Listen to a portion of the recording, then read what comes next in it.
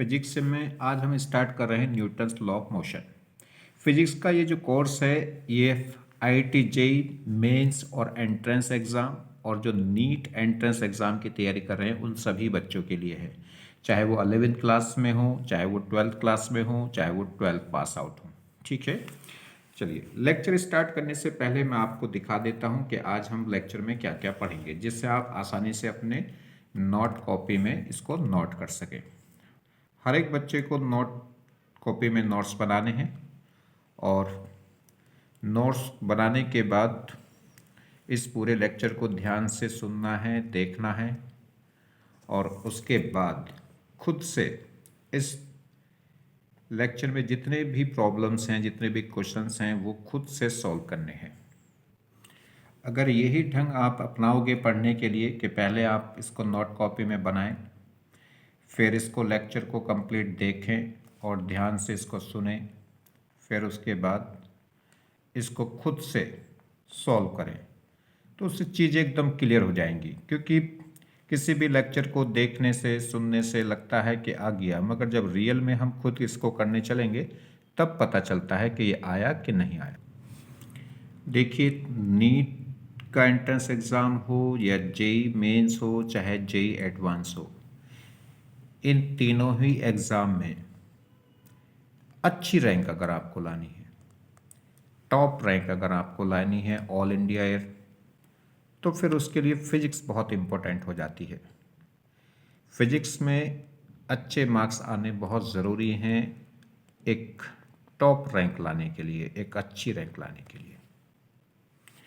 Physics अगर आपकी अच्छी नहीं है तो फिर आपके एग्ज़ाम में आपकी सिलेक्शन तो हो सकता है, मगर रैंक, बहुत अच्छी रैंक तभी आ सकती है जब आपकी फ़िज़िक्स पे कमांड हो, कंट्रोल हो, या कह सकते हैं आपको परफेक्ट फिजिक्स आती हो।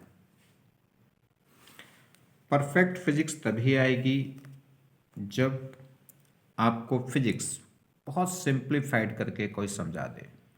और सच में पूछें तो फिजिक्स सब्जेक्ट बहुत आसान है। हर एक चैप्टर में 5-6 बातें हैं जो ध्यान रखनी है, उनसे ज़्यादा बातें नहीं हैं। अगर उससे ज़्यादा बातें आपको कोई बताता है तो फिर आप वहाँ मत पढ़िए। अगर कोई टीचर आपको बहुत ज़्यादा फॉर्मूले याद करवाता है या बहुत सारे फॉर्मूले आपको पढ़ाता है फिज़िक्स में, तो फिर वहाँ थोड़ी दिक्कत है, क्योंकि फॉर्मूले आप ही को तो याद रखने हैं। और बहुत ज़्यादा फॉर्मूले अगर आपको बता दिए जाएंगे तो कैसे, हर एक क्वेश्चन पे फॉर्मूला बता दिया जाएगा तो आप कैसे उसको याद रखोगे।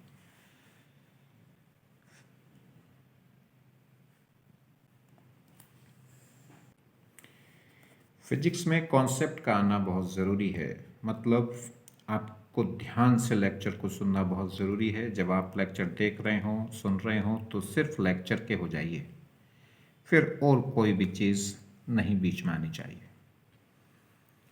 है ना। और फिजिक्स आप बहुत अच्छे से तभी सीख पाएंगे जब आप इसको कम से कम फॉर्मूलों के साथ पढ़ें, इसकी बेसिक बात समझें। इसलिए मैं इस लेक्चर में आपको क्या करूँगा, बिल्कुल बेसिक से स्टार्ट करके एडवांस लेवल तक जाएंगे। जब भी आप किसी कंपटीशन एग्ज़ाम की तैयारी कर रहे हैं तो उसमें एकदम लिमिटेड आपको पढ़ना चाहिए। लिमिटेड मतलब वही पॉइंट पढ़ने चाहिए जो एग्ज़ाम के कोर्स में, सिलेबस में है। बेवजह के टॉपिक को बढ़ाना नहीं चाहिए।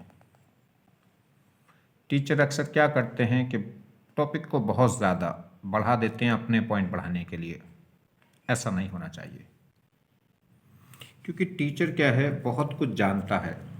आपके एग्ज़ाम में जितना आएगा उससे भी बहुत कुछ ज़्यादा जानता है, तो फिर वो सब चीज़ों को बताने लगे, ये बात दिक्कत हो जाएगी, गड़बड़ हो जाएगी। बेवजह के आपको फालतू चीज़ें पढ़ाने से कोई फ़ायदा नहीं है। सिर्फ point to point, line to line जाना चाहिए। ठीक है, चलिए ये आज का लेक्चर होगा कंप्लीट। मैंने आपको दिखा दिया है, आप इसको अपनी नोट कॉपी में इनके नोट्स बना सकते हैं, क्योंकि पढ़ाने के बाद ये उतना सही से नोट्स बनाने लायक नहीं रहता। ठीक है, चलिए स्टार्ट करते हैं। ठीक है, देखिए Newton's law of motion start करते हैं। ये बिल्कुल टू द पॉइंट बात करेंगे और आपको इन्हीं पॉइंटों को ध्यान रखना है, याद रखना है। बहुत ज़्यादा इधर उधर आपको नहीं फैलना है इस टॉपिक में, ठीक है। चलिए, मैं जितने भी आपको लिमिटेड बातें बताऊंगा आप देखेंगे, कोई भी बुक आप उठाइएगा, कोई भी असाइनमेंट आप उठाइएगा, आपसे फटाफट क्वेश्चन होंगे, ठीक है, अगर आपने सही से बिल्कुल शांति से इस लेक्चर को सुना है तो। देखिए, न्यूटन सर ने क्या करा, मोशन पे 3 लॉ दिए, और ये न्यूटन सर के जो 3 लॉ हैं मोशन पे, ये बहुत क्रांतिकारी लॉ रहे, क्योंकि इन लॉ से पहले फिजिक्स बहुत धीमी सी थी, हल्की हल्की सी थी, यानी कि बहुत ज़्यादा ग्रो नहीं किया था साइंस ने। और जैसे ये तीनों लॉ आए तो इन्होंने क्या कर दिया, साइंस में एकदम एक क्रांति ला दी। तो चलिए पढ़ते हैं इन क्रांतिकारी लॉ को। तो न्यूटन्स लॉ ऑफ मोशन का फर्स्ट लॉ क्या है, तो फर्स्ट लॉ देखें, तो फर्स्ट लॉ बड़ा सिंपल सा है, बहुत कॉम्प्लिकेटेड करके नहीं पढ़ाना है, बिल्कुल एकदम सिंपल सा, एकदम सिंप्लीफाइड कर देना है। न्यूटन सर का जो मोशन का फर्स्ट लॉ है वो क्या कहता है, अगर किसी भी ऑब्जेक्ट पे नेट फोर्स जीरो है, अगर किसी भी ऑब्जेक्ट पे नेट फोर्स जीरो है तो उस ऑब्जेक्ट की स्टेट में कोई भी चेंज नहीं होगा, ठीक। या इसका उल्टा कह सकते हैं, अगर किसी भी ऑब्जेक्ट की स्टेट में कोई भी चेंज नहीं हो रहा तो इसका मतलब है कि उस ऑब्जेक्ट पे नेट फोर्स जीरो है। तो दोनों बातें एक दूसरे के रिवर्सिबल ट्रू है।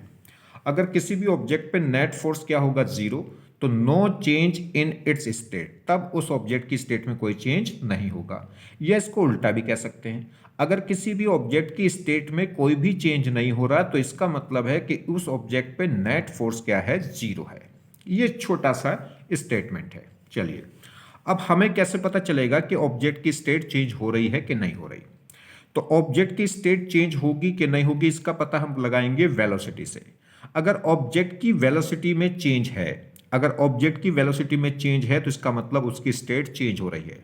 और अगर ऑब्जेक्ट की वेलोसिटी में कोई भी चेंज नहीं हो रहा तो इसका मतलब है उस ऑब्जेक्ट की स्टेट में कोई भी चेंज नहीं हो रहा, और स्टेट में अगर कोई चेंज नहीं हो रहा तो उस ऑब्जेक्ट पे नेट फोर्स क्या है, जीरो है। अब वेलोसिटी का कैसे पता करेंगे कि वेलोसिटी चेंज हो रही कि नहीं हो रही, तो देखिए, वेलोसिटी एक वेक्टर क्वांटिटी है, इसमें 2 चीजें होंगी, एक तो वैल्यू और एक डायरेक्शन। वैल्यू मतलब मैग्नीट्यूड, मैग्नीट्यूड मतलब कह सकते हैं स्पीड। अगर स्पीड चेंज होगी या उनके मैग्नीट्यूड चेंज होगा तो भी वेलोसिटी चेंज होगी, और अगर डायरेक्शन चेंज होगी तब भी क्या होगी, वेलोसिटी चेंज होगी। या मैग्नीट्यूड और डायरेक्शन दोनों ही क्या हो, चेंज हो, तब भी वेलोसिटी क्या होगी, चेंज। तो अगर किसी भी ऑब्जेक्ट की वेलोसिटी चेंज है तो इसका मतलब उसकी स्टेट में चेंज है, और स्टेट में चेंज है तो इसका मतलब उस पर नेट फोर्स प्रेजेंट है। और अगर नेट फोर्स जीरो है तो इसका मतलब स्टेट में कोई चेंज नहीं है, और स्टेट में कोई चेंज नहीं है इसका मतलब है कि वेलोसिटी क्या है, कांस्टेंट है, वेलोसिटी में चेंज क्या है, जीरो है। और वेलोसिटी में चेंज जीरो कब रहेगा, जब उसका मैग्नीट्यूड में भी चेंज क्या हो, जीरो, और उसकी डायरेक्शन में भी चेंज क्या हो, जीरो, ठीक। तो v मतलब वेलोसिटी और डेल्टा वी मतलब चेंज इन वेलोसिटी। तो चेंज इन वेलोसिटी अगर जीरो है तो स्टेट में कोई चेंज नहीं होगा, और स्टेट में कोई चेंज नहीं होगा तो उस ऑब्जेक्ट पे नेट फोर्स क्या होगा, जीरो होगा। क्लियर होगी बात। चलिए, तो मतलब क्या है, अगर कोई ऑब्जेक्ट रेस्ट में है तो रेस्ट में रहेगा, और अगर वो कांस्टेंट स्पीड से मूव कर रहा है जिस भी डायरेक्शन में तो वो उसी डायरेक्शन में उसी स्पीड से मूव करता रहेगा जब तक उस पर नेट फोर्स नहीं लगेगा। मतलब क्या है, बहुत सिंपल सा मतलब है कि किसी भी ऑब्जेक्ट की स्पीड में या डायरेक्शन में चेंज तभी आएगा जब उस पर नेट फोर्स लगेगा। जब तक नेट फोर्स नहीं आएगा तब तक ना तो उसकी स्पीड में कोई चेंज आएगा ना ही उसकी डायरेक्शन में कोई चेंज आएगा। क्लियर। देखिए, समझे, जैसे हमारे पास ये कोई बॉक्स है, इस बॉक्स पे इस आदमी ने एक फोर्स लगाया F, और फोर्स लगाने से ये बॉक्स क्या कर गया, मूव कर गया। पहले ये रेस्ट में था और इसके फोर्स लगाने से ये मूव कर गया है। तो इसका मतलब क्या है, इसकी स्टेट में चेंज हुआ है। इसकी स्टेट में चेंज क्यों हुआ है, क्योंकि ये रेस्ट से किस में आ गया, मोशन में आ गया। तो इसकी वेलोसिटी क्या हो गई, चेंज हो गई, और वेलोसिटी चेंज हो गई तो इसका मतलब इस ऑब्जेक्ट पे नेट फोर्स प्रेजेंट है, इस पे नेट फोर्स जीरो नहीं होगा। दूसरा केस देखें, ये कोई बॉक्स है, इस बॉक्स पे इस आदमी ने एक फोर्स लगा दिया, मान लीजिए F। तो F फोर्स लगा दिया, एफ फोर्स लगाने के बाद भी ये मूव नहीं करी, ये पहले भी रेस्ट में थी इनिशियल भी, और फोर्स लगाने के बाद भी क्या है, ये रेस्ट में है। तो इसका मतलब है कि इसकी वेलोसिटी में कोई चेंज नहीं हुआ, और इसकी वेलोसिटी में कोई चेंज नहीं हुआ तो इसका मतलब इसकी स्टेट में कोई चेंज नहीं हुआ, और स्टेट में चेंज अगर जीरो है तो नेट फोर्स भी क्या होगा, जीरो। अगर कोई पूछने लगे कि भाई इस आदमी ने तो फोर्स लगाया है, इस आदमी ने जरूर इस बॉक्स पे फोर्स लगाया है, मगर हम बात कर रहे हैं इस बॉक्स की, इस बॉक्स पे नेट फोर्स जीरो होगा अगर इसकी स्टेट में कोई चेंज नहीं हुआ है, मतलब इसकी वेलोसिटी में अगर कोई भी चेंज नहीं हुआ है तो इसके द्वारा जो लगाया गया फोर्स है वो तो प्रेजेंट है, मगर इस बॉक्स पे नेट फोर्स जीरो होगा। तो वो कैसे जीरो हो गया होगा, जैसे ही इसने फोर्स लगाया होगा वैसे ही ये बॉक्स क्या है, आगे स्लिप करने की कोशिश करेगा, तो ग्राउंड तुरंत इस पे क्या लगा देगी, एक बैकवर्ड डायरेक्शन में फ्रिक्शन फोर्स लगा देगी, और वो बैकवर्ड डायरेक्शन का जो फ्रिक्शन फोर्स है इस आदमी के द्वारा लगाए गए फोर्स को बैलेंस कर देगा, जिसकी वजह से नेट फोर्स क्या हो जाएगा, जीरो। तो बहुत सिंपल सी बात है कि अगर हमारे पास क्या है, किसी भी ऑब्जेक्ट की अगर इस वेलोसिटी क्या है, कांस्टेंट है, तो उसका मतलब उस पर नेट फोर्स जीरो है भैया। ठीक है, तो बहुत सारी बातों से, बहुत इस स्टेटमेंट से बहुत सारी नई बातें लोगों को पता चल गई, जैसे इसकी फ्रिक्शन फोर्स के बारे में पता चल गया कि साहब हम फोर्स तो लगा रहे हैं इस पे, फिर भी ये मूव नहीं कर रहा, तो फिर नेट फोर्स जीरो कैसे होगा, तो नेट फोर्स जीरो इसलिए होगा इस पे कोई ना कोई फोर्स बैकवर्ड डायरेक्शन में जरूर लग रहा होगा जिसने नेट फोर्स जीरो करा होगा। तो इससे इस बात से पता चल गया कि इन दो बॉक्स और ग्राउंड की सरफेस के बीच में एक फोर्स और लग रहा होगा जो अपोजिट डायरेक्शन में लग रहा होगा इस मैन के, ठीक है, और जिसको बोला गया फ्रिक्शन फोर्स। ठीक, तो फर्स्ट लो मेरे ख्याल में क्लियर हो गया होगा, बहुत सिंपल सा लो है, सीधी सी बात ध्यान रखनी, अगर किसी भी बॉक्स पे नेट फोर्स जीरो है तो उसकी स्टेट में चेंज जीरो रहेगा, मतलब उसकी वेलोसिटी में चेंज क्या रहेगा, जीरो, मतलब उसकी वेलोसिटी क्या रहेगी, कांस्टेंट। या उल्टा कह लीजिए, अगर किसी भी बॉक्स की वेलोसिटी कांस्टेंट है, किसी भी बॉक्स की वेलोसिटी में चेंज क्या है, जीरो है, तो उसकी स्टेट में मतलब कोई भी चेंज नहीं हो रहा, और स्टेट में अगर कोई चेंज नहीं हो रहा तो नेट फोर्स क्या है, जीरो है। क्लियर, इतना छोटा सा सिंपल सा ये लो है। अच्छा सुनिए, क्या होता है जब भी कोई ऑब्जेक्ट है तो उसकी स्पीड या उसकी डायरेक्शन में चेंज तभी होगा जब उस पर नेट फोर्स लगेगा। ऐसा क्यों, किसी भी स्टेट को चेंज करने के लिए, या कह सकते हैं किसी भी ऑब्जेक्ट की वेलोसिटी को चेंज करने के लिए नेट फोर्स क्यों चाहिए, क्योंकि एक प्रॉपर्टी होती है, मास की एक प्रॉपर्टी होती है इनर्शिया। ठीक है, इनर्शियल मास, तो जिसका मास जितना ज्यादा उसकी इनर्शिया उतनी ज्यादा, और इनर्शियल प्रॉपर्टी की एक प्रॉपर्टी होती है कि स्टेट चेंज का अपोज करता है, मतलब वेलोसिटी चेंज का क्या करता है, अपोज। तो हर वो ऑब्जेक्ट जिसमें मास है उसके अंदर एक इनर्शिया प्रॉपर्टी होगी, और इनर्शिया प्रॉपर्टी क्या करती है, वेलोसिटी चेंज का अपोज करती है। अगर कोई ऑब्जेक्ट रेस्ट में है तो चाहती है वो रेस्ट में रहे, अगर रेस्ट से आपको मोशन में लाना पड़ेगा तो आपको एक नेट फोर्स लगाना पड़ेगा, जो नेट फोर्स वर्क करेगा किसके अगेंस्ट, इनर्शिया के अगेंस्ट। दूसरा, अगर कोई मासिव पार्टिकल मूव कर रहा है तो इनर्शिया चाहेगी कि वो मूव करता रहे, जिस स्पीड से मूव कर रहा है और जिस डायरेक्शन मूव कर रहा है वो उसी स्पीड से उसी डायरेक्शन में मूव करती रहे।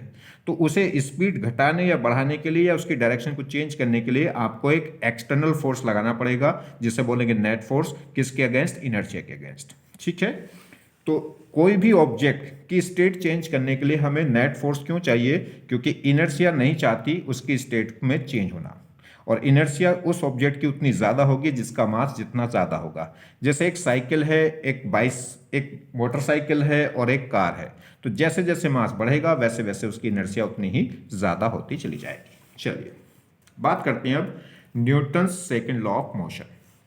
Newton second law of motion क्या है, तो देखिए न्यूटन्स का second law of motion, Newton's का सेकेंड लॉ ऑफ मोशन क्या कहता है, सेकेंड लॉ ऑफ मोशन में अगर किसी भी ऑब्जेक्ट पे नेट फोर्स जीरो नहीं है, मतलब किसी भी ऑब्जेक्ट पे अगर नेट फोर्स प्रेजेंट है तो उसके अंदर जरूर एक एक्सेलरेशन होगा। तो सेकेंड लॉ क्या कहता है, अगर किसी भी बॉक्स पे नेट फोर्स नॉन जीरो है, मतलब नेट फोर्स प्रेजेंट है, तो उस बॉक्स के अंदर एक एक्सेलरेशन होगा, और उस एक्सेलरेशन की वैल्यू क्या होगी, नेट फोर्स, क्या बोल सकते हैं, net force upon total mass. ठीक, तो net force upon total mass, तो एक्सेलरेशन होगा कितना, total force, net force upon total mass. तो क्या सिंपल सी बात बनी, तो सिंपल सी बात ये बनी है कि न्यूटन्स का सेकंड लॉ कहता है कि अगर किसी भी ऑब्जेक्ट पे नेट फोर्स प्रेजेंट है तो उसके अंदर क्या होगा, एक एक्सेलरेशन होगा, और उस एक्सेलरेशन की जो वैल्यू है वो फोर्स अपॉन मास होगी, यानी कि एक्सेलरेशन होगा F अपॉन एम। तो यहां से जो F होगा वो F इजिकल टू आ जाएगा m इंटू ए, और F कौन सा, नेट फोर्स।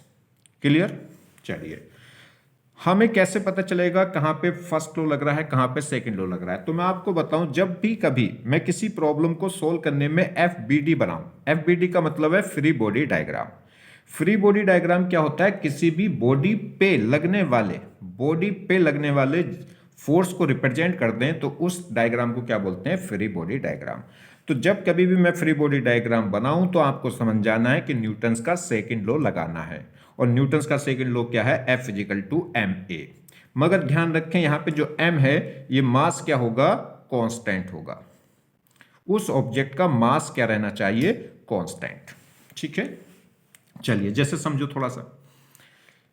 नेट फोर्स क्यों, नेट फोर्स का मतलब समझिए, जैसे हमारे पास ये कोई एक बॉक्स है, इसका मास m है, इस पे एक मैन ने F1 फोर्स लगाना शुरू कर दिया। अब जैसे इस मैन ने जैसे इस बॉक्स पे फोर्स लगाया, इसको फोर्स लगाते देख एक दूसरा बच्चा और भाग के आ गया, इनकी देखा देख, उसने भी इस पे एक इसी डायरेक्शन में एक F2 फोर्स लगाना शुरू कर दिया।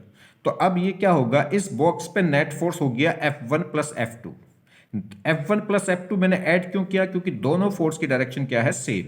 और जब दोनों फोर्स की डायरेक्शन सेम है तो फोर्स एक वेक्टर क्वांटिटी है, वो नॉर्मली एडिशन दिखा देगी अगर डायरेक्शन क्या है, सेम।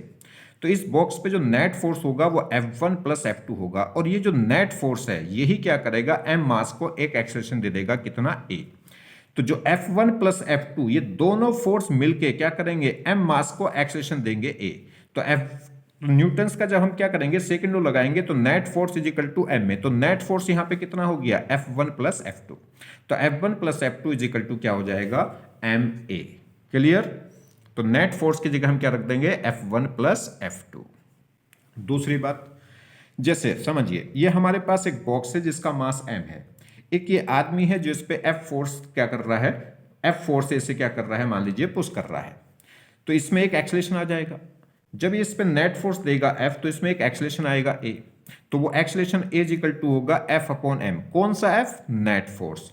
अब देखिए इस बॉक्स पे बाहर से फोर्स लगा है, किस आदमी ने एक फोर्स लगाया F, ये इसे क्या बोलते हैं, जो एक्सटर्नल एजेंट, यानी कि इस बॉक्स के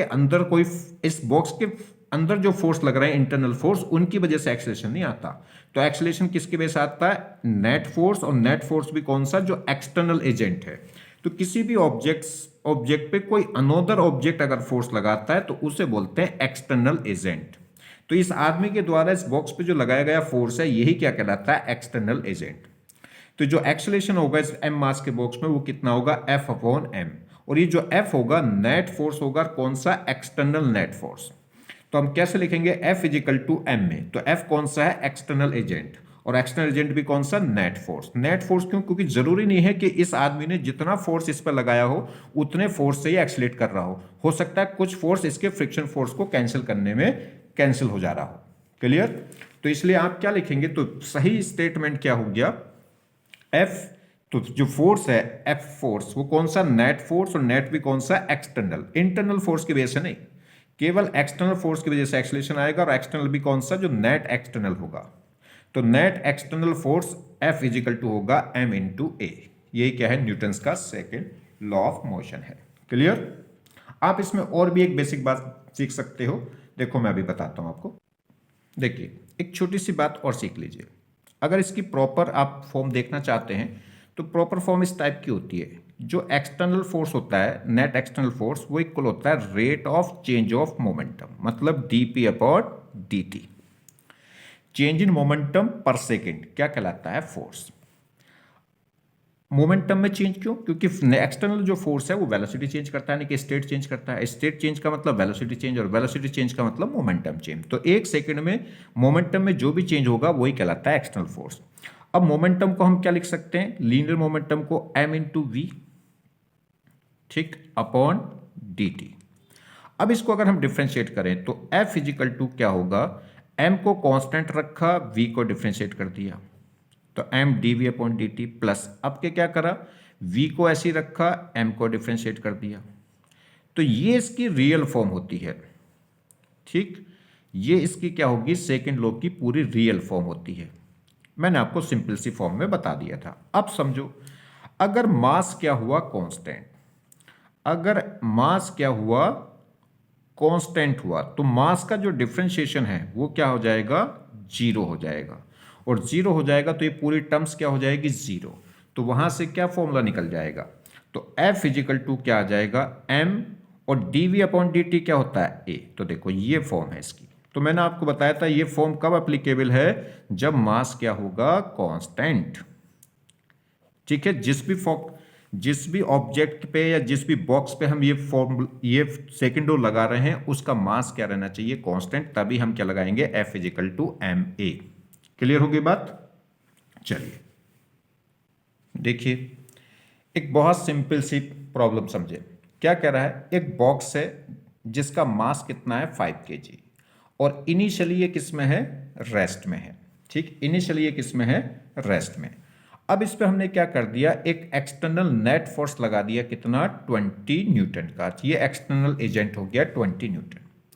तो एक बॉक्स था 5 kg का जो इनिशियली रेस्ट में था। अब हमने क्या कर दिया, इस पर एक 20 न्यूटन का एक्सटर्नल एजेंट लगा दिया है। तो कह रहा है, तो 2 सेकेंड, आफ्टर 2 सेकेंड, 2 सेकेंड बाद इसकी वेलोसिटी क्या होगी और ये कितनी डिस्टेंस ट्रेवल कर जाएगा। तो वेलोसिटी क्या होगी और डिस्टेंस कितनी ट्रेवल कर जाएगा, तो उसके लिए सबसे पहले क्या करना है, जब भी नेट फोर्स होगा, देखिए अगर किसी भी ऑब्जेक्ट पे नेट फोर्स क्या होगा, प्रेजेंट होगा, यानी कि नॉन जीरो होगा, तो उस बॉडी के अंदर एक एक्सेलेरेशन होगा, और वो एक्सेलेरेशन होगा net external force upon total mass.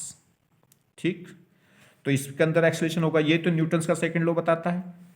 तो देखिए कितना एक्सेलेरेशन हो जाएगा, जिसमें एक्सटर्नल एजेंट कितनी है, 20 न्यूटन की, और मास इसका कितना है, 5 kg। तो यहां से एक्सेलेरेशन कितना आ गया, 4 मीटर पर सेकेंड स्क्वायर। ये इसका एक्सेलेरेशन हो गया। अब समझिए, अब इनिशियल स्पीड क्या थी ऑब्जेक्ट की, जीरो, क्योंकि रेस्ट में था। एक्सेलेरेशन कितना निकल कर आ गया, 4 मीटर पर सेकेंड। और हमें क्या बताना है, वेलोसिटी बतानी है, कब, t इजिकल टू 2 सेकेंड पे। तो अब इसमें आप क्या लगा सकते हैं, इक्वेशन ऑफ मोशन लगा सकते हैं। इक्वेशन ऑफ मोशन में कौन सी इक्वेशन ऑफ मोशन लगा सकते हैं, फर्स्ट लगा लो। तो देखिए v इजिकल टू क्या होगा, v equal to u plus a t. ठीक, फाइनल वेलोसिटी हमें निकालनी है। इनिशियल क्या है, जीरो, एक्सेलेरेशन कितना है, 4, और टाइम कितना है, 2 सेकेंड। तो acceleration 2 second metre, 2 acceleration 4 metre पर सेकेंड का मतलब भी क्या होता है कि 1 सेकेंड में पार्टिकल की वेलोसिटी कितनी इंक्रीज हो जाएगी, 4। तो 2 सेकेंड में कितनी हो जाएगी, 8। तो इसकी 2 सेकेंड बाद वेलोसिटी कितनी हो गई होगी, 8 मीटर पर सेकेंड। अब क्या पूछ रहा है, 2 सेकेंड में चली गई डिस्टेंस, तो इसमें सेकेंड इक्वेशन ऑफ मोशन लगा लो। एस इजिकल टू क्या होगा, U T plus half A T square. S निकालना है, इनिशियल स्पीड तो जीरो है, 1/2, एक्सेलेरेशन कितना है, 4, और कितने सेकंड बाद, 2 सेकंड बाद। तो बस आ गया आंसर।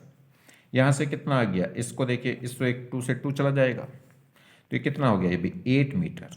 तो 2 सेकंड बाद ये कितनी डिस्टेंस ट्रेवल कर जाएगी, तो 2 सेकंड में 8 मीटर की डिस्टेंस ट्रेवल कर जाएगी, और 2 सेकंड बाद इसकी वेलोसिटी कितनी हो जाएगी, 8 मीटर पर सेकंड। क्लियर, बहुत सिंपल सी प्रॉब्लम थी। तो आप समझ गए सेकंड लॉ ऑफ मोशन कहाँ लगाना हमें, जहां भी एफबीडी हम बनाएंगे, वो जब जैसी प्रॉब्लम आएंगे आप समझ जाएंगे। अब देखिए third law of motion, Newton's third law of motion. Newton का थर्ड लॉ ऑफ मोशन क्या है, एक नेचुरल लॉ है। नेचुरल लॉ जानते हो, फंडामेंटल लॉ। फंडामेंटल लॉ या नेचुरल लॉ का मतलब क्या होता है, जो हर जगह वैलिड होता है, मतलब रियल लाइफ में भी और इमेजिनरी लाइफ में भी, या कह सकते हैं किसी ऑब्जेक्ट पे भी और किसी बात पे भी, हर जगह एप्लीकेबल होगा। ऑब्जेक्ट पे भी एप्लीकेबल होगा, किसी कोई पर्टिकुलर बात कहें तो उसमें भी एप्लीकेबल होगा, सोच जो आप सोचते हैं उस पर भी एप्लीकेबल होगा। मतलब जैसे, तो न्यूटन्स का थर्ड लॉ कहता है, तो सुनिए पहले न्यूटन्स का थर्ड लॉ कहता क्या है। तो न्यूटन्स का थर्ड लॉ हमें क्या बताता है, तो देखिए न्यूटन्स का थर्ड लॉ कहता है कि अगर ए ऑब्जेक्ट ने बी पे एक फोर्स लगाया, तो उतना ही फोर्स उसी वक्त उसी टाइम बी भी क्या करेगा, ए पे लगा देगा। मतलब एक्शन रिएक्शन फोर्स, इसे क्या बोलते हैं, एक्शन रिएक्शन लॉ बोलते हैं। ए ने जितना फोर्स बी पे लगाया उतना ही बी भी क्या करेगा, ए पे फोर्स लगाएगा उसी वक्त, एट ए टाइम। मतलब इनमें टाइम गैप क्या होगा, जीरो। तो जितना ए ने बी पे फोर्स लगाया उतना ही बी ए पे फोर्स लगाएगा अपोजिट डायरेक्शन में, या कह सकते हैं ए जितना बी पे फोर्स लगाएगा उतना ही बी ए पे फोर्स लगाएगा। यही क्या है, न्यूटन्स का थर्ड लॉ है। मतलब अब ये नेचुरल लॉ क्यों है, अगर आपने किसी पे फोर्स लगाया, किस ए ने अगर आपने क्या करा, किसी दीवार पे फोर्स लगाया है तो वो दीवार भी आप पे उतना ही फोर्स लगाएगी। अगर आपने किसी के बारे में बहुत अच्छा सोचा है तो कोई ना कोई आप भी, या कह सकते हैं वो भी आपके बारे में जरूर अच्छा सोचेगा। अगर आपने किसी के बारे में बुरा सोचा है तो वो भी आपके बारे में बुरा सोचेगा। अगर आपने किसी के साथ बुरा किया है तो आप तैयार हो जाइएगा, आपके साथ भी अब या तो बुरा हो गया होगा या होने वाला होगा। ये नेचुरल लॉ बोलते हैं, ठीक है। तो इसीलिए जो बुजुर्ग होते थे वो कहते थे कि अच्छा अच्छा बोलें, अच्छी अच्छी फीलिंग अपने अंदर रखें, अच्छी सोचें। कोई आदमी आपके साथ बुरा कर रहा है उसको नेगलेक्ट करिए, आप तो आपकी सोच, आपकी समझ आपके अकॉर्डिंग होनी चाहिए, दूसरे के अकॉर्डिंग नहीं। दूसरा क्या कर रहा है इससे हमें मतलब नहीं है, वो कुछ गलत कर रहा है तो वो खुद भुगतेगा। आपको सिर्फ अच्छा ही सोचना है, अच्छा ही करना है और सबके बारे में अच्छी विचार रखने और अच्छी अच्छी बातें करनी है, ठीक है। वो अच्छे से जानते थे, बगैर पढ़े लिखे होने के बावजूद भी न्यूटन्स के थर्ड लॉ को बहुत अच्छे से वो लोग जानते हैं या जानते थे, ठीक है। चलिए अब बात करें इसमें से, जब ए ने बी पे फोर्स लगाया तो उतना ही फोर्स बी ने ए पे लगाया। अब ये कैसे पहचान होगी कि इनमें से कौन सा फोर्स एक्शन है और कौन सा फोर्स रिएक्शन है। मतलब ए ने बी पे जो लगाया वो एक्शन है या बी ने ए पे जो फोर्स लगाया वो रिएक्शन है। तो देखिए, तो अगर पहचान की बात करें एक्शन और रिएक्शन की, तो इनकी पहचान नहीं हो सकती। क्यों? जो इवेंट पहले होता है वो एक्शन और जो उसका रिपीट होता है वो रिएक्शन। मगर ये एक्शन, इसमें न्यूटन्स का जो थर्ड लॉ है वो कहता है कि जैसे ही ए बी पे फोर्स लगाएगा उसी वक्त बी भी ए पे फोर्स लगाएगा। मतलब इनके बीच में जो टाइम गैप है वो जीरो है। तो दोनों एक ही वक्त एक्ट होते हैं, तो दोनों एक ही वक्त लगेंगे, एक ही वक्त एक्ट होना शुरू होंगे। तो ये पहचान कर पाना मुश्किल है कि कौन सा एक्शन थी कौन सी रिएक्शन थी, कि पहले ए ने बी पे फोर्स लगाया या बी ने ए पे पहले फोर्स लगाया। जोन सा पहले लगता वो एक्शन हो जाता, जो बाद में लगता वो रिएक्शन। मगर ये दोनों ही force at a time act हो रहे हैं, तो इसलिए इनको पहचानना कौन एक्शन है कौन रिएक्शन है ये मुश्किल बात है, यानी कि ये नहीं पहचाना जा सकता। मगर हाँ, इतना कंफर्म है कि अगर एक एक्शन है तो दूसरी उसकी रिएक्शन है। कौन सी एक्शन होगी कौन सी रिएक्शन होगी ये नहीं कहा जा सकता। तो नो एक्ट, ये कह रहा है एक्टिंग, ये कह रहा है एक्ट, कौन सी एक्शन है कौन सी रिएक्शन है इसकी पहचान नहीं हो सकती, नो, ठीक। एक्ट, क्योंकि रीजन क्या है, क्योंकि एक्टिंग टाइम गैप क्या होता है, जीरो। इनका जो एक्टिंग टाइम गैप है वो क्या होता है, जीरो। दोनों कह सकते हैं एट ए टाइम क्या होती है, एक्ट होती है। समझो जैसे अब और थोड़ा सा एक एग्जाम्पल से समझो। देखिए, ये कोई दीवार है, इसको नाम दे दिया मैंने बी, और एक ये आदमी है मैन, इसको नाम दे दिया ए। इस आदमी ने इस दीवार पे एक फोर्स लगाना शुरू किया, उसने इस पे एक फोर्स लगा दिया, ये ठीक, इस पॉइंट ये फोर्स लगा दिया एफ। तो जो फोर्स लगाएगा एफ, जिस पॉइंट पे दीवार के जिस पॉइंट पे फोर्स लगाया उसे बोलते हैं point of application of force, ठीक। अब समझिए जरा क्या होगा, जिस इस आदमी ने ए ने इस पॉइंट पे क्या लगाया है, एक फोर्स लगाया है, दीवार को पुश किया है, ठीक, दीवार को धकेला है एफ फोर्स से। तो देखिए, इस आदमी के द्वारा जो फोर्स लगा वो दीवार पे हो गया, ये हो गया फोर्स किस पे, बी पे, किसके द्वारा, ए के द्वारा। मतलब फोर्स दीवार पे आदमी के द्वारा। तो जितना फोर्स आदमी दीवार पे लगाएगा उतना ही फोर्स ये दीवार भी आदमी के हाथों पे लगाएगी। देखिए, ये आदमी के हाथ यहाँ थे, तो ये हो गया force on a by b. क्या पढ़ेंगे इसे, force on a by b, यानी कि बी के द्वारा ए पे फोर्स, और ये जो फोर्स लगा ये क्या कहलाएगा, ए के द्वारा बी पे फोर्स, यानी कि फोर्स ऑन बी बाई ए। चलिए, इनमें से एक रिएक्शन होगी एक एक्शन होगी। अगर ये रिएक्शन है, दीवार के द्वारा आदमी पर लगाया गया फोर्स, अगर वो रिएक्शन है तो आदमी के द्वारा दीवार पर लगाया गया फोर्स क्या होगा, एक्शन। मगर कौन सी एक्शन है कौन सी रिएक्शन है पहचान करना मुश्किल है। अगर ये एक्शन है तो वो रिएक्शन होगी और ये रिएक्शन है तो वो एक्शन होगी। आदमी ने दीवार पर अगर एक्शन किया तो दीवार ने आदमी पर रिएक्शन किया, मगर आदमी ने एक्शन की है कि दीवार ने, ये नहीं कह सकते, क्योंकि सेम टाइम दोनों क्या होती हैं, एक्ट होती हैं। तो ये पहचान कर पाना मुश्किल है कि कौन एक्शन है कौन रिएक्शन है। ठीक, चलिए, तो अगर हम बात करें इसकी, तो एक्शन, तो जैसे फोर्स, इसे क्या पढ़ेंगे, फोर्स बी पे बाय ए, तो force on wall by man, क्या क्या बोल देंगे, बाय मैन। या ये क्या कहलाएगा, force on a by b, या कह सकते हैं force on man by wall, दीवार।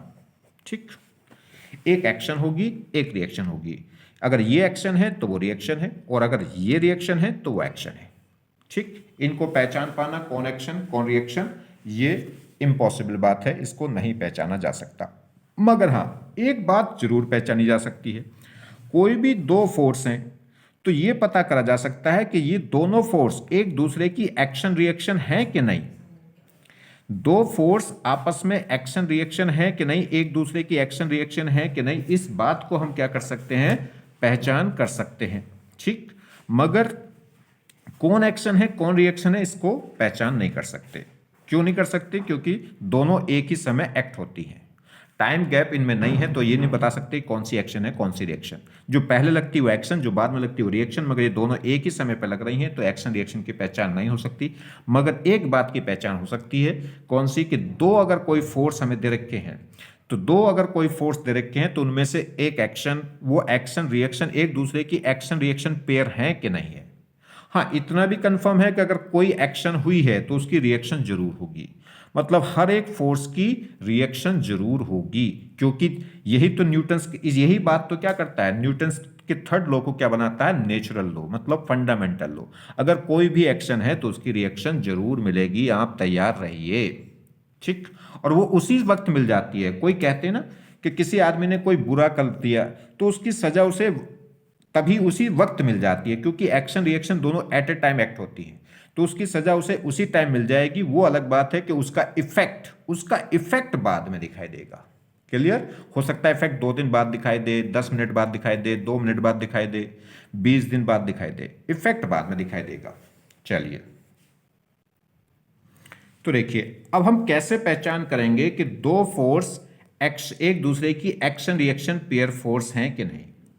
तो एक्शन एंड रिएक्शन फोर्स, तो पहचान हमें करनी है pair of action and reaction force, मतलब कोई भी दो फोर्स हैं तो वो एक दूसरे की एक्शन रिएक्शन है कि नहीं है। तो इसकी पहचान कैसे आप करेंगे, तो इस बात की पहचान करने के लिए आपके पास 5 रूल्स हैं, यानी कि 5 की पॉइंट्स हैं। इन 5 रूल्स को लगा के आपको चेक करना पड़ेगा कि दो फोर्स का जो पेयर हमें दे रखा है वो एक्शन रिएक्शन है कि नहीं। अगर ये पांचों के पांचों पॉइंट, पांचों के पांचों रूल्स उसमें पास हो जाते हैं, उन दोनों पेयर में पास हो जाते हैं, उन दोनों फोर्स के पेयर में पास हो जाते हैं, तो वो एक्शन रिएक्शन कहलाएंगे। अगर इन पांचों में से एक भी पॉइंट अगर फेल हो गया तो फिर वो एक्शन रिएक्शन नहीं होंगे। तो ये क्या 5 पॉइंट हैं, तो पहला point, can never act on same body, action reaction कभी भी सेम बॉडी पे एक्ट नहीं होती, डिफरेंट बॉडी पे होंगी। देखिए कैसे, अगर ए ने बी पे फोर्स लगाया था तो बी ने ए पे लगाया था, तो अगर एक एक्शन मान लो बी पे लगी थी तो रिएक्शन किस पे लगी है, ए पे, तो एक्शन रिएक्शन डिफरेंट बॉडी पे क्या होती है, एक्ट होती है, पहली बात। दूसरा, इक्वल होंगी, मतलब ए जितना बी पे फोर्स लगाएगा उतना ही बी ए पे फोर्स लगाएगा, तो दोनों वैल्यू में या कह सकते हैं मैग्नीट्यूड में क्या होंगी, इक्वल होंगी। और डायरेक्शन में क्या होंगी, अपोजिट, डायरेक्शन में क्या होंगी, अपोजिट होंगी। मतलब अपोजिट का मतलब क्या है कि अगर एक लेफ्ट लगेगा तो दूसरा कहां लगेगा, राइट। और देखो लग भी रहा था, अगर आप बात करें, समझिए, ये हमारे पास ये फोर्स लगा था दीवार पे और ये फोर्स लग गया था आदमी के हाथों पे। जितना फोर्स इस आदमी ने दीवार पे लगाया था उतना ही फोर्स दीवार ने आदमी पे लगाया, तो दोनों ही फोर्स क्या थे, इक्वल मैग्नीट्यूड के थे। मतलब एफ ए बी इक्वल था एफ बी ए, किसमें, मैग्नीट्यूड में, मैग्नीट्यूड में तो इक्वल थे, मगर डायरेक्शन में क्या होंगे, अपोजिट होंगे। ए बी इक्वल होगा बी ए, मगर माइनस में, अगर वेक्टर फॉर्म आप लेंगे तो माइनस। तो दोनों एक्शन रिएक्शन डिफरेंट पॉइंट पे एक्ट लगेंगे। अगर एक मैन पे लग रहा है तो एक दीवार पे लग रहा है, दोनों ही इक्वल मैग्नीट्यूड के हैं, मगर दोनों की डायरेक्शन क्या है, अपोजिट। एक लेफ्ट है तो दूसरा राइट है, तो डिफरेंट बॉडी पे एक्ट होंगे, इक्वल मैग्नीट्यूड होगा, अपोजिट डायरेक्शन होगी और सेम लाइन ऑफ एक्शन, मतलब दोनों ही फोर्स की जो एक्शन ऑफ लाइन है वो सेम होगी। देखो बिल्कुल, मैं इसलिए मैंने आपको क्या बताया था, point point of application of force या पॉइंट ऑफ अप्लाइड फोर्स, ये दोनों फोर्स की जो एक्शन लाइन है वो सेम होगी, एक ही लाइन पे दोनों एक्ट हो रहे होंगे। डायरेक्शन हाँ दोनों की जरूर अपोजिट होगी, मगर दोनों की जो एक्शन ऑफ लाइन है वो बिल्कुल सेम होगी। तो एक ही फोर्स पे, यानी कि ये पॉइंट ऑफ एक्शन, जहां पे जिस पॉइंट पे दीवार पे आदमी फोर्स लगाता है वही क्या कहलाता है, point of application of force, और उसी पॉइंट के से गुजरने वाली लाइन के अलोंग ही क्या होंगे, दोनों फोर्स लगेंगे। और पांचवी रूल्स है सेम नेचर ऑफ फोर्स। जो फोर्स होनी चाहिए दोनों, जो दोनों फोर्स के पेयर लिए हैं वो दोनों की नेचर सेम होनी चाहिए। तो ये 5 पॉइंट बने।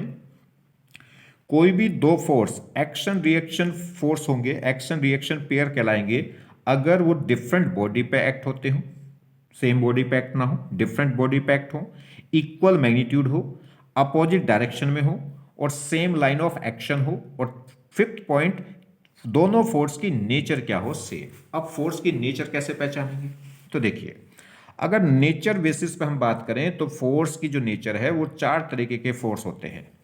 4 टाइप्स की नेचर होती है फोर्स की। तो नेचर बेसिस पे अगर हम बात करेंगे तो फोर्स की जो नेचर है वो 4 टाइप्स होती है। कौन कौन सी, gravitational force, weak force, nuclear force और इलेक्ट्रोमैग्नेटिक फोर्स। ठीक, एक एक करके इनको समझते हैं। ग्रेविटेशनल फोर्स क्या होगा, दो मासिव पार्टिकल हमेशा एक दूसरे को क्या करते हैं, अट्रैक्ट करते हैं, और इसी अट्रैक्शन फोर्स को बोलते हैं ग्रेविटेशनल फोर्स। फिजिक्स में पूरा चैप्टर है ग्रेविटेशनल के नाम से, उसमें इसी फोर्स के बारे में हमें पूरे चैप्टर में पढ़ना है। चलिए, तो ग्रेविटेशनल फोर्स समझ गए, दो मासिव पार्टिकलों के बीच में जो एक अट्रैक्शन होती है उसे क्या बोलते हैं, ग्रेविटेशनल फोर्स। इसी फोर्स की वजह से, जैसे अर्थ में मास है और एक आदमी है, उसमें भी मास है, दोनों आदमी और अर्थ एक दूसरे को अट्रैक्ट करते हैं, जिसकी वजह से आदमी क्या है, अर्थ पे चिपका रहता है, गिरता नहीं है। ठीक, चलिए खैर, वीक फोर्स क्या है, जैसे वीक वंडरवाल फोर्स, दो मॉलिक्यूल के बीच में जो फोर्स ऑफ अट्रैक्शन होती है उसे बोलते हैं वीक फोर्स। ये केमिस्ट्री में आप डिटेल में पढ़ेंगे। ठीक, चलिए, इनऑर्गेनिक केमिस्ट्री में। नेक्स्ट है न्यूक्लियर फोर्स। न्यूक्लियर फोर्स क्या होता है, कोई एटम है, एटम के अंदर क्या होता है, न्यूक्लियस होता है, न्यूक्लियस के अंदर प्रोटॉन न्यूट्रॉन होते हैं, इन्हीं प्रोटॉन न्यूट्रॉन को क्या बोलते हैं, न्यूक्लियॉन। जो न्यूक्लियस के अंदर पार्टिकल पाए जाते हैं उन्हें बोलते हैं न्यूक्लियॉन्स, और न्यूक्लियॉन्स के बीच में एक फोर्स ऑफ अट्रैक्शन होती है जिसे बोलते हैं न्यूक्लियर फोर्स। मतलब प्रोटॉन प्रोटॉन के बीच में भी एक अट्रैक्शन है, न्यूट्रॉन न्यूट्रॉन के बीच में भी एक अट्रैक्शन है, और प्रोटॉन न्यूट्रॉन के बीच में भी क्या होती है, एक अट्रैक्शन। न्यूक्लियर फोर्स के लिए क्या है कि कोई भी दो पार्टिकल हो, चाहे वो न्यूट्रल हो, चाहे उन पे प्लस चार्ज हो, चाहे उन पे माइनस चार्ज हो, चाहे एक पे प्लस एक पे माइनस हो, वो हमेशा अट्रैक्ट करेंगे अगर उनके बीच की सेपरेशन क्या हो जाएगी, 1 फर्मी से डाउन हो जाएगी, 1 फर्मी से छोटी हो जाएगी। दो पार्टिकलों के बीच की डिस्टेंस अगर 10 की पावर -15 मीटर यानी कि 1 फर्मी से छोटी है या उस ऑर्डर की है, तो उस केस में दोनों पार्टिकलों के बीच में एक फोर्स ऑफ अट्रैक्शन रखती है जिसे बोलते हैं न्यूक्लियर फोर्स, और ये स्ट्रॉन्गेस्ट फोर्स है। सभी फोर्सों में सबसे स्ट्रॉन्ग फोर्स होता है न्यूक्लियर फोर्स, और ये कैसा होता है, हमेशा अट्रैक्टिव नेचर का होता है। रिपल्सिव नेचर भी लोग बाग पढ़ा देते हैं, रिपल्सिव नेचर कहीं आती है, वो हमारे कोर्स में नहीं है। हमारे कोर्स में सिर्फ और सिर्फ अट्रैक्शन है, अट्रैक्शन की ही बात करूंगा। ठीक, चलिए, रही बात इलेक्ट्रोमैग्नेटिक फोर्स। अब ग्रेविटेशनल फोर्स, वीक फोर्स और न्यूक्लियर फोर्स को छोड़ के जितने भी फोर्स होंगे वो सब इलेक्ट्रोमैग्नेटिक फोर्स होंगे।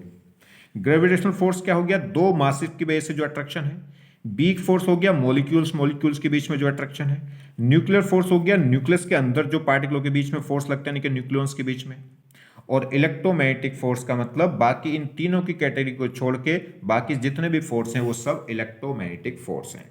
चलिए थोड़ा सा और डिटेल में इनको पढ़ लेते हैं, हल्की सी डिटेल इनकी मैं बता देता हूँ, बहुत ज़्यादा जरूरत नहीं, सिर्फ उतना बताऊंगा जितनी फिजिक्स में ज़रूरत है, या कह सकते हैं आपके IIT एडवांस या नीट एग्जाम के लिए ज़रूरत है।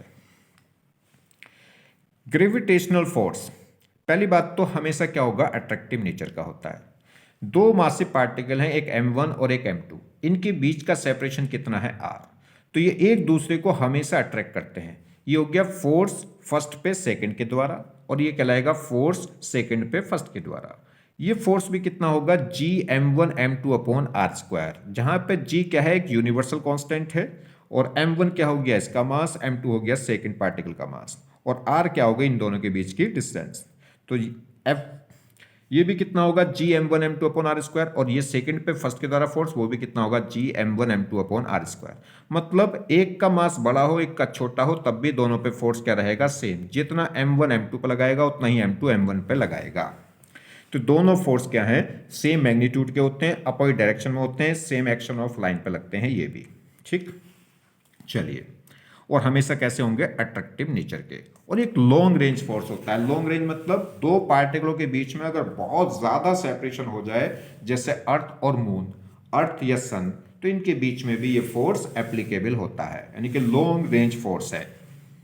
जबकि न्यूक्लियर फोर्स क्या होता है, एक शॉर्ट रेंज फोर्स है, मतलब स्ट्रॉन्गेस्ट फोर्स तो है, सबसे स्ट्रॉन्ग फोर्स होता है, मगर एक छोटी सी डिस्टेंस के लिए लगता है।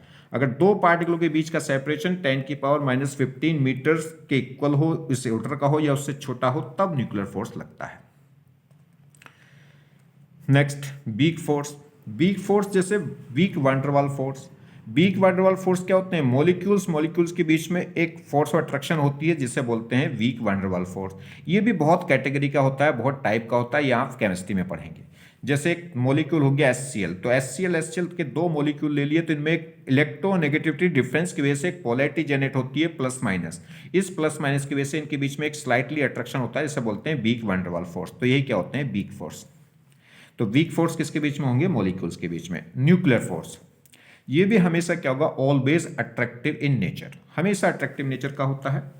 जैसे अगर मैं बात करूं, दो प्रोटॉन प्रोटॉन है, तो प्रोटॉन पे प्लस प्लस चार्ज, और प्लस प्लस चार्ज यानी कि लाइक चार्ज हमेशा क्या करता है, रिपेल। तो ये एक दूसरे को रिपेल कर रहे थे, मगर इनको हम किसी एक एक्सटर्नल फोर्स लगा के इनको पास लाते गए, और जब जैसे ही इनके बीच की डिस्टेंस क्या हो गई, इनके दोनों के बीच की डिस्टेंस 10⁻⁻15 मीटर के इक्वल या उससे छोटी हो गई, तो ये अब रिपल्शन को छोड़ अट्रैक्शन पा जाएंगे।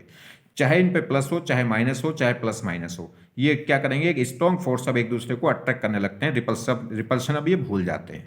तो ये न्यूक्लियस है, न्यूक्लियस के अंदर जो प्रोटॉन न्यूट्रॉन भरे होते हैं, इनके बीच में क्या होता है, एक अट्रैक्टिव फोर्स होता है जिसे बोलते हैं न्यूक्लियर फोर्स। और ये हमेशा क्या है, एक स्ट्रॉन्गेस्ट फोर्स है, मगर शॉर्ट रेंज फोर्स है। ये तभी उन दो पार्टिकलों के बीच में लगता है जहां पे सेपरेशन 10⁻⁻15 मीटर से छोटी या उसके बराबर हो जाए, जिसे बोलते हैं 1 फर्मी। ठीक है, ये फिजिक्स में भी आएगा, मॉडर्न फिजिक्स में, और केमिस्ट्री में भी आएगा। तो ऑल अदर रिमेनिंग फोर्स, अब इन तीनों फोर्स को छोड़ के बाकी जितने भी फोर्स हैं वो सब क्या कहलाएंगे, इलेक्ट्रोमैग्नेटिक फोर्स। क्लियर, चलिए आगे चलते हैं। देखिए, एक प्रॉब्लम से समझे आप। ये कह रहा है कि हमारे पास एक ग्राउंड है, इस ग्राउंड पे कोई भी प्लैंक रखा है, प्लैंक मतलब कोई तख्ता, उस पे एक ये मैन खड़ा हुआ है जिसका मास कितना है m, और इस प्लैंक का यानी कि तख्ते का जो मास है वो कितना है 0, यानी कि मासलेस है, जैसे गद्दी नुमा होगा कोई। ठीक है, मास ना के बराबर। तो ये कह रहा है कि इस पे क्या होगा, इस सिचुएशन में, इस डायग्राम में, यानी कि इस प्रोसेस में, इस सिचुएशन में कहाँ कहाँ फोर्स हैं ये बताइए, और उनमें क्या करना है, एक्शन रिएक्शन पेयर छांटने हैं। Find action reaction pair of, कहाँ, इस अरेंजमेंट में, इस पूरे अरेंजमेंट में कौन कौन से फोर्स हैं, और वो फोर्स कहाँ कहाँ, वो उन फोर्सों में से कौन एक्शन रिएक्शन पेयर है। जैसे अब समझिए, थोड़ा सा फ्री बॉडी डायग्राम बनाते हैं। देखिए, ये हमारे पास मैन है, इसका वेट डाउनवर्ड एक्ट होगा, इसका वेट डाउनवर्ड एक्ट होगा, तो इस अर्थ इसको खींचेगी तो इसका वेट डाउनवर्ड एक्ट होगा m/g, mg। ठीक, अब ये क्या करेंगे, इसके जो पैर हैं इस तख्ते को प्रेस करेंगे, और प्रेस करेंगे तो क्या होगा, जब ये तख्ते को, इसके पैर इस तख्ते को प्रेस करेंगे तो इस तख्ते पे एक फोर्स लगाएंगे N2, उसको नाम दे दिया मैंने N2। अब जब इसके पैर इस तख्ते पे कोई फोर्स लगाएंगे तो न्यूटन्स के थर्ड लॉ के अकॉर्डिंग ये भी क्या करेगा, इसके पैरों पे एक वर्टिकली अपवर्ड फोर्स लगा देगा, जिसको नाम दे दिया मैंने N1। कह सकते हैं N2 और N1 एक दूसरे की एक्शन रिएक्शन है, क्योंकि N1 तभी लग रहा है जब इस आदमी के पैरों ने इस प्लैंक पे क्या करा, N2 फोर्स लगाया, तो इसके रिवर्स में, इसके अगेंस्ट में क्या कर दिया उसने, N1 फोर्स ऊपर की तरफ लगा दिया इसके पैरों पे।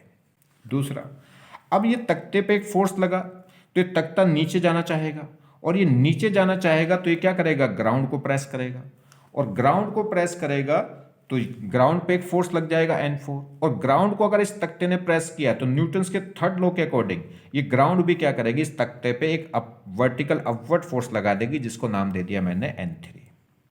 तो आपको ये 5 फोर्स लगते दिखाई दे गए, mg, N1, N2, N3, N4। ये 5 फोर्स हो गए। तो कह रहा है इन पांचों फोर्स में से आप पेयर छाटिए, इनका पेयर छाटिए कौन से एक्शन रिएक्शन पेयर हैं। तो एक तो बहुत सिंपल सा है, देखिए अगर मैं बात करूं, जब इस आदमी के पैरों ने इस प्लैंक पे एक फोर्स लगाया N2, तो इस N2 की रिएक्शन ही तो हो गई, या इसकी ये एक्शन हुई तो इसकी रिएक्शन कौन हो गई, N1। तो N1 और N2 क्या हो गए, एक्शन रिएक्शन पेयर हो गए। दूसरा, जब इस प्लैंक ने इस ग्राउंड को प्रेस किया होगा तभी तो ग्राउंड ने इस पे प्लैंक पे एक ऊपर फोर्स लगाया, तो N3 और N4 भी क्या हो गए, एक्शन रिएक्शन पेयर हो गए। ठीक, और अब बचा mg। अब mg बचा, तो कोई भी फोर्स, न्यूटन्स का थर्ड लॉ क्या कहता है, अगर कोई भी फोर्स है तो उसकी रिएक्शन जरूर होगी। तो पहली बात तो यह है कि इस mg की रिएक्शन क्या होगी और कहाँ है वो, कौन सा फोर्स है वो, इसका मतलब कहीं ना कहीं एक फोर्स छूट गया है, क्योंकि हमेशा क्या होने चाहिए पेयर में, अगर एक एक्शन है तो दूसरी की रिएक्शन जरूर होगी, एक एक्शन है तो उसकी रिएक्शन जरूर होगी, अगर ये mg कोई एक्शन है तो उसकी रिएक्शन जरूर होगी, मतलब हर एक फोर्स का जोड़ा जरूर होगा। चलिए फिलहाल तो मैं आपको यही बता देता हूं। देखिए अगर हम यहां बात करें, ये पूरा अरेंजमेंट एकदम रेस्ट में है, रेस्ट में है तो इस पर एक्सेलेरेशन क्या है, जीरो है, और एक्सेलेरेशन जीरो है तो नेट फोर्स क्या है, जीरो है, क्योंकि इसकी वेलोसिटी में कोई चेंज नहीं हो रहा है तो इसकी स्टेट में कोई चेंज नहीं हो रहा है, तो इसका मतलब न्यूटन्स के थर्ड लॉ, फर्स्ट लॉ के अकॉर्डिंग नेट फोर्स क्या होना चाहिए, जीरो। और नेट फोर्स जीरो का मतलब है कि अपवर्ड और डाउनवर्ड फोर्स क्या होने चाहिए, बैलेंस होने चाहिए। तो देखिए इस पे अपवर्ड फोर्स कौन है, N1, और डाउनवर्ड फोर्स कौन है, mg। मान लो नेट फोर्स इस पे क्या हो गया, mg माइनस N1, और ये हो गया नेट फोर्स, और F फिजिकल टू क्या होना चाहिए, m इंटू ए, और a क्या होगा, एक्सेलेरेशन क्या होगा, जीरो, और एक्सेलेरेशन जीरो होगा तो इसका मतलब क्या है, mg minus N1 is equal to हो गया जीरो, तो यह कह सकते हैं N1 किसके इक्वल होगा, mg के। ठीक, दूसरा, और N1 और N2 इक्वल होंगे क्योंकि एक्शन रिएक्शन है। यहां देख लो इस पे भी क्या होगा, इस पे भी कुछ, इसका भी एक्सेलेरेशन क्या है, जीरो, और एक्सेलेरेशन इसका भी अगर जीरो है तो इस पे भी नेट फोर्स क्या होगा, जीरो, और नेट फोर्स जीरो होगा तो अपवर्ड फोर्स और डाउनवर्ड फोर्स क्या होने चाहिए, इक्वल, मतलब N2 इक्वल होगा किसके, N3 के।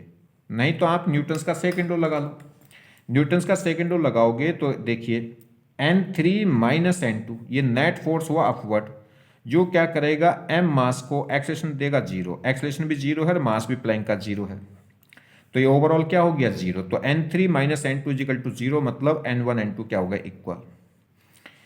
तीसरा, जितना N4 क्या है, N3 की रिएक्शन ही तो है, एक्शन रिएक्शन, तो यहां से साफ साफ पता चल जाएगा कि N4 किसके इक्वल है, N3 के। तो कंफर्म हो गया कि जो N1 है वो mg है, और जो N1 है वही क्या है, N2 है, क्योंकि वो एक्शन रिएक्शन है, और जो N3 है वही क्या है, N4 है।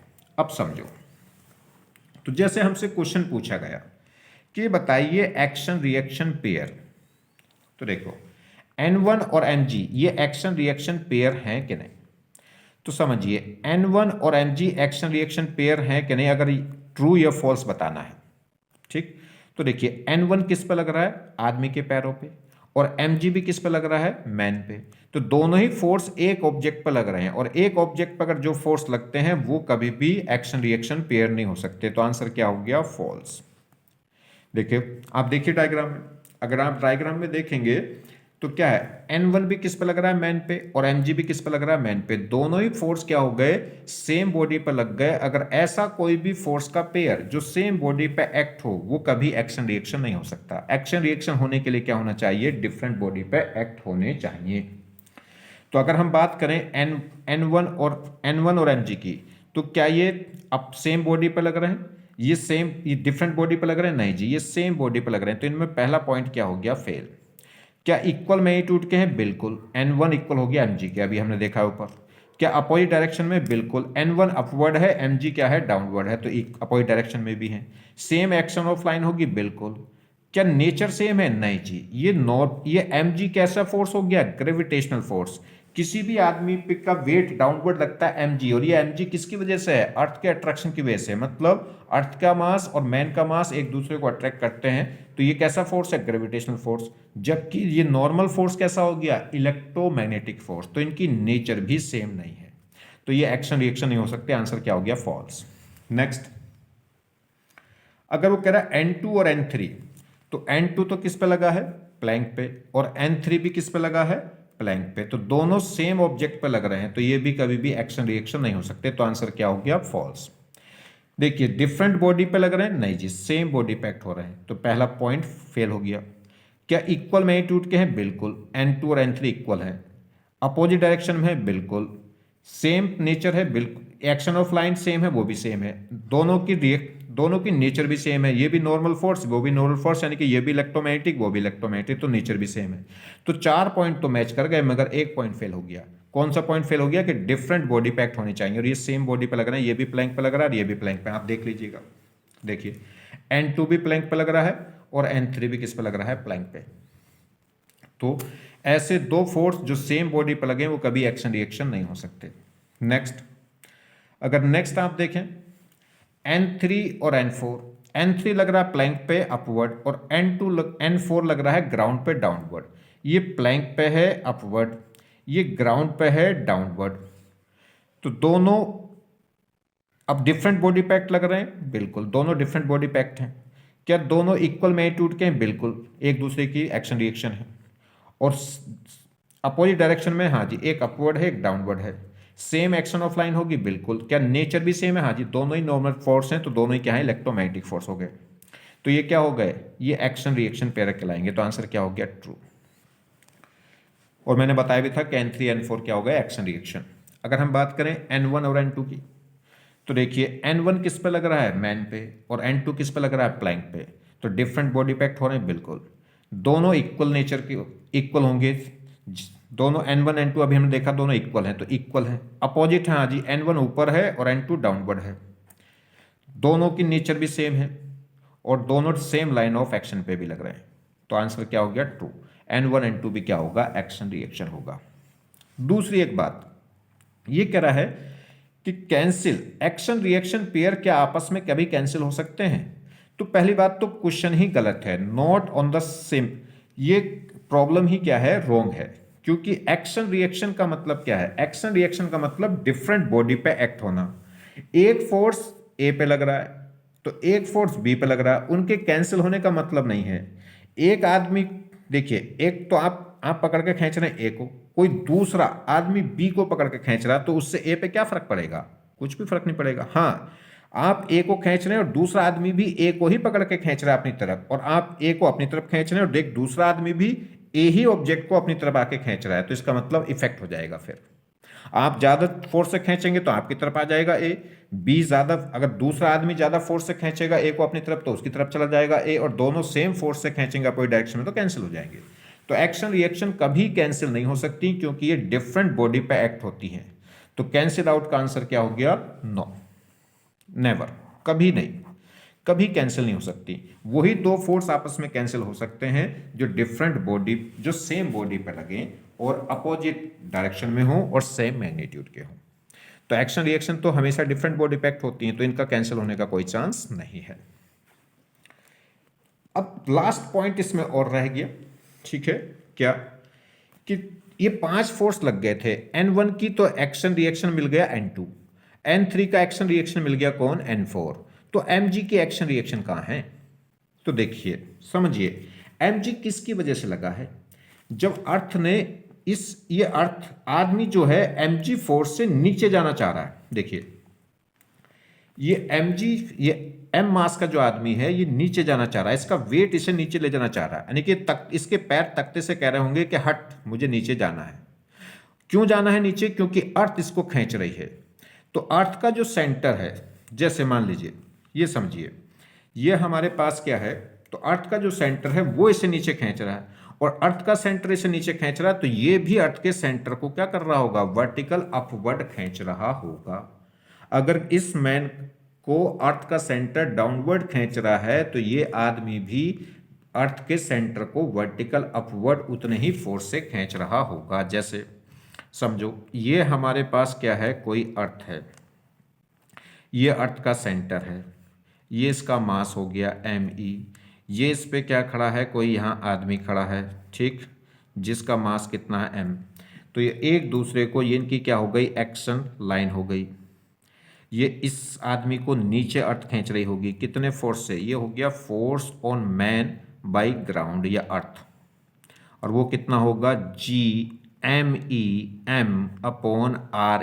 का स्क्वायर, मतलब रेडियस ऑफ अर्थ। इतने वैल्यू को हम क्या बोल देते हैं, GME/RE को बोल देते हैं हम स्मॉल g, तो ये हो गया mg। तो इस mg फोर्स से अर्थ का सेंटर इस मैन को नीचे खींच रहा है। अब इतने ही फोर्स से क्या करेगी, ये मैन इस अर्थ के सेंटर को ऊपर खींचेगी, और वो क्या होगा, वो कहलाएगा force on earth, force on earth by man, और वो भी कितना होगा, GME/m/RE², और ये भी क्या हो गया, इतने को पार्ट को बोल देते हैं g, तो m/g, तो ये भी कितना हो जाएगा mg। तो देखो जितने फोर्स से अर्थ आदमी को नीचे अट्रैक्ट कर रही है, उतने ही फोर्स से ये आदमी भी अर्थ के सेंटर को अप वर्टिकल अपवर्ड क्या करेगा, अट्रैक्ट। तो इस आदमी का जो फोर्स है, वेट है mg, उस mg की एक्शन रिएक्शन फोर्स कहाँ होगी, अर्थ के सेंटर पे होगी। तो बात समझ में आ गई।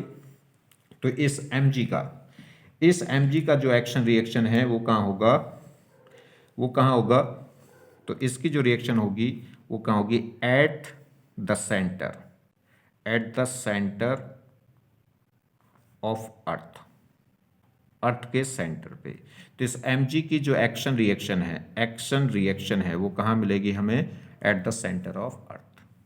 क्लियर। चलिए आज का लेक्चर यहीं समाप्त करते हैं। लेक्चर वैसे मुझे 45 मिनट का एक लेक्चर रखना है और इससे ज़्यादा नहीं, मगर ये थोड़ा सा बड़ा हो गया, और मैंने जहाँ तक आपको ये नोट्स आपको पहले दिखाए थे बनाने के लिए, वो लगभग सेकंड लेक्चर तक कंप्लीट होंगे। ठीक है, चलिए आप लोगों का थैंक यू, और आप विश्वास करिए फिजिक्स आपकी इतनी बेहतरीन हो जाएगी, बस आप चुपचाप से लेक्चर को देखते रहें। बहुत ज़्यादा प्रैक्टिस भी करने की ज़रूरत नहीं है, आप सुनिए लेक्चर को और पूरा चैप्टर होने दें। जब पूरा चैप्टर हो जाएगा तब आप कोई भी बुक उठाइए, कोई भी, उससे प्रॉब्लम करके देखिए। बहुत ज़्यादा बातें नहीं, बहुत मुश्किल से पूरे चैप्टर में 5-6 बातें बताऊंगा। उन 5-6 बातों से ही आप सारे न्यूटन्स लॉ के क्वेश्चन कर सकते हैं, जो भी आपकी IIT एडवांस या नीट एग्जाम की प्रॉब्लम है। ठीक है, चाहे वो थ्योरेटिकल हो, चाहे वो न्यूमेरिकल हो, हर एक प्रॉब्लम आप कर पाएंगे बहुत ही क्विक, बहुत फास्ट, बहुत क्लियरली, और आपको करते समय विश्वास होगा कि यही सही है जो मैंने किया है, और देखेंगे आपके सब आंसर मैच करते चले जाएंगे। ठीक है, तो आपको बस डरना नहीं है फिजिक्स से। आप देखिए सिंप्लीफाई, इतनी ज़्यादा सिंप्लीफाई फिजिक्स मैं आपकी कर दूंगा, आप बस विश्वास रखिए। ठीक है, फिलहाल तो कह सकते हैं, दिखा नहीं सकते। जब आप लेक्चर देखते जाओगे तो आपको दिख भी जाएगा और समझ में भी आ जाएगा, और ये आपको पता चल जाएगा कि आपके लिए फिजिक्स कितनी सिंप्लीफाई हो गई है, कितनी ईजी हो गई है, कितनी सिंपल हो गई है, कितनी आसान हो गई है। आपका बहुत बहुत धन्यवाद, आपने ये लेक्चर को इतने प्यार से सुना। ठीक है, अगर आपको पसंद आया हो लेक्चर, तो बस आपसे एक ही बात कहता हूँ, डिमांड नहीं करता। जब आपको ये पसंद, अगर ये आपको सच में रियल में पसंद आए, या आपको लगे कि आपको हाँ न्यूटन्स लॉ आ गया है, तो आप अपने एक दोस्त को ज़रूर इस चैनल के बारे में बताएं, और बताएं उसको कि यहाँ कैसा पढ़ाया जाता है। ठीक है, यहाँ चीज़ें कितनी सिंप्लीफाई करके पढ़ाई जा रही हैं। क्लियर। चलिए, और थैंक यू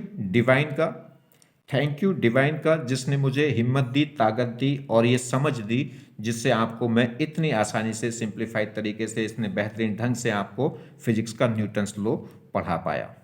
ठीक है, एक और बात है, मेरा मानना यह है, मैंने आपको भी अप्लाई करना चाहिए कि जब भी आप कभी पढ़ने बैठें, जब भी आप पढ़ने बैठें, तो कम से कम 45 मिनट आप ज़रूर पढ़ें। बल्कि मैं तो कहता हूँ कि आप टाइमर भर लीजिएगा और टाइमर 45 मिनट का टाइमर भर लीजिएगा, और जैसे ही 45 मिनट हो जाएं और आपको ज़्यादा पढ़ना है तो कोई नहीं, 45 मिनट के बाद आप 2-3 मिनट बाहर उठ जाएं, टहल कर आएँ, टीवी देख लें या पानी पी के आएँ, कुछ भी 2-3 मिनट के लिए इधर उधर टहल लीजिए और फिर वापस फिर दोबारा से 45 मिनट का टाइमर भरिए और फिर पढ़िए, अगर आपको फिर दोबारा और पढ़ने के लिए बैठना है तो। ठीक है, और ये बहुत ही ज़्यादा कारगर है। मैंने देखा है जो आदमी 45 मिनट के टाइम पीरियड से पढ़ते हैं, वो आपको देखना है कि आपको 45-45 मिनट करके कितने बार पढ़ना है, 5 बार पढ़ना है, 2 बार पढ़ना है, 4 बार पढ़ना है, वो आपकी कैपेबिलिटी है। मगर इसका बहुत ही गजब के रिजल्ट हैं, विश्वास करिएगा। ठीक है, और अप्लाई करके देखिएगा, तभी विश्वास आएगा कि कुछ बढ़िया अच्छा सा होता है तो ठीक।